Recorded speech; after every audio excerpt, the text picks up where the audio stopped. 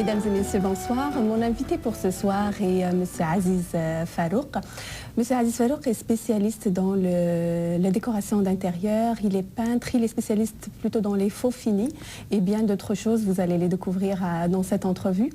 Donc, il est autodidacte. Il a commencé sa profession je pense qu'il y a 25 ans ou même plus avant dans son Meknès natal. Il est ici depuis 24 ans et je le reçois avec grand plaisir. C'est Aziz Marhababik, bonsoir. Bonsoir. Donc j'aimerais bien que vous me disiez comment vous êtes tombé dans cette profession, dans la décoration d'intérieur. La décoration d'intérieur, ça date un petit peu du début des années 80. Que j'ai découvert les revues décoration chez soi. Et puis je me suis intéressé vraiment à voir c'est quoi la décoration, les couleurs. J'étais toujours attiré vers ça, j'avais un don, j'étais très visuel. Et puis quand j'étais au Maroc, j'ai touché un petit peu à la sculpture artistique et la peinture. On a fait une 50aine de sculptures qu'on a exposées dans la salle de conservatoire de musique avec la collaboration de deux artistes, peintres et un sculpteur, qui est mon patron à l'époque. Donc vous avez des précédents artistiques, mais artistiques purs, et vous avez transféré ça une fois venu ici et qu'il fallait se débrouiller pour trouver un travail. Absolument. Et on imagine quand on arrive ici. Donc vous les avez transférés pour les utiliser dans la décoration d'intérieur. Exactement. Alors j'ai commencé comme peintre de bâtiments et tapissier. Et graduellement, j'ai acheté des revues, puis je faisais des échantillons, des mélanges de peinture, jusqu'à ce que j'ai trouvé un article, une fois un designer qui a publié dans Décoration chez soi. Dès que les peintres qui se spécialisent dans les faux finis, ils ont un avenir pour les 10 prochaines années. Alors je me suis dit, c'est quoi ça les faux finis? J'ai commencé à fouiller un petit peu à droite et à gauche. Et puis, il y avait une dame que je connaissais, qui était une artiste peintre, qui m'a dit, écoute, la peinture des faux finis, c'est l'éponge, c'est ça et ça. Et puis, j'ai commencé à faire des expériences dans ma maison. Et j'ai présenté quelques échantillons des décoratrices qu'ils ont beaucoup apprécié.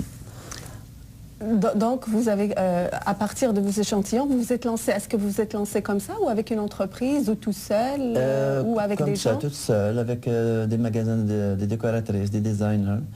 Et je fais un contrat, puis ils parlent de moi, comme quoi je fais un beau travail. Après ça, avec l'expérience. Parce que à voir ce que vous réalisez maintenant, et ce que vous avez réalisé à grande échelle, d'ailleurs, pour des grandes artistes comme Lara Fabian, Lendl Lemay, des grands artistes de Hollywood, mais même aux États-Unis, à voir tout ça, on dirait que vous avez une grande entreprise. Elle se compose de combien d'employés, votre entreprise? C'est pas des employés, c'est des pigistes, c'est des artistes. On travaille en collaboration et grâce à ces artistes, Julie Boisclair, Nathalie, Camille Leblanc, Stéphane, tout ce monde-là, ils travaillent en collaboration sous-traitance. Et on s'entraide pour réaliser des belles choses. J'ai l'expérience, d'une expérience à l'autre, ça nous amène. Je sais que vos collaborateurs sont d'horizons différents et même d'origines différentes. Vous avez une Suédoise, des Québécoises, vous avez même travaillé avec des Chiliens. Et est-ce que ça s'est transposé dans le produit que vous travaillez? Est-ce que vous travaillez avec des techniques différentes, ou est-ce que vous travaillez, mettons, si vous peinturez, mettons, une certaine époque, comme du temps des Phéniciens ou quelque chose comme ça, est-ce que ces origines-là vous aident, ou de ces personnalités ou... Leur expérience, ça aide, parce qu'il y en a qui ont une maîtrise en art, qui sont spécialistes juste pour faire de l'hyperréaliste. Alors je confie chacun sa force. Alors moi, ma force, c'est les faux finis, les faux marbres, les dorures, la feuille d'or, feuille d'argent, que j'ai développé mes propres techniques, je me démarque de pas mal d'autres personnes, puis mes propres recettes que j'ai développées à la longue. C'est ça, mais ce que je voulais dire aussi, est-ce que votre origine marocaine et le fait qu'on sait qu'au Maroc, c'est quand même un art qui est très développé, donc même dans les plus humbles demeures au Maroc, il y a un peu de sculpture dans les maisons, donc il y a beaucoup de recherches dans l'architecture marocaine. Est-ce que ça vous a influencé? Oui, ça m'a influencé beaucoup pour certaines techniques et certaines mosaïques, certains motifs qui sont vraiment très très anciennes et qu'on utilise de temps en temps chez des clients pour rehausser certaines... Par exemple, ce salons. qu'on voit à l'écran maintenant, c'est une dorure. C'est une patine dorure antique, c'est une moulure en plâtre qui est moulée, puis qu'on le donne un aspect patiné avec la dorure très antique. Et ça, ancienne. c'est une technique aussi qu'on trouve au Maroc, je pense, Oui, mais à différentes formes. Là, c'est plus des arabesques. Oui, oui. Ce que je voudrais savoir, Aziz, est-ce que tu as une préférence pour un travail ou un autre ici? C'est-à-dire, est-ce que pour une technique ou une autre, pour travailler dans des grandes maisons ou dans des petits appartements? Je travaille présentement depuis 3 ans dans des maisons haut de gamme.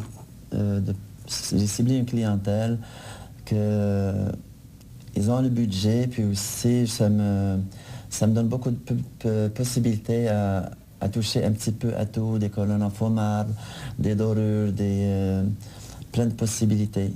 Mais est-ce que ça vous laisse quand même inaccessible dans ce cas-là? Est-ce qu'il y a des choses? Est-ce que, mettons, quelqu'un qui a un petit appartement peut espérer, par exemple, voir ce qu'on voit à l'écran maintenant chez lui?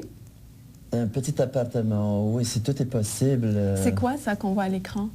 Ce qu'on voit à l'écran, c'est une fresque, un trompe-l'œil avec des anges et une balustrade. Ça me donne un trompe-l'œil l'impression que le plafond est ouvert sur le ciel. Ça, c'est un grand hall ou... C'est une chambre à coucher.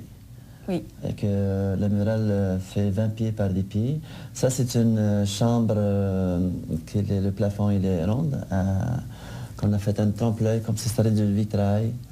Avec des feuillages, etc. Pour une fille de 11 ans, qui était bien contente. Aziz, Oui. en 10 secondes, c'est quoi Oui. tes projets? Mes projets futurs, Oui. mes projets futurs, c'est de continuer dans ce domaine et puis de faire, je vais commencer à peindre mes propres tableaux sur un sujet des chevaux.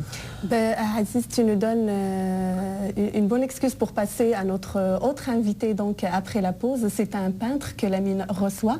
Merci beaucoup, je te souhaite beaucoup de succès pour ce que tu veux réaliser et puis bravo pour ce que tu fais déjà.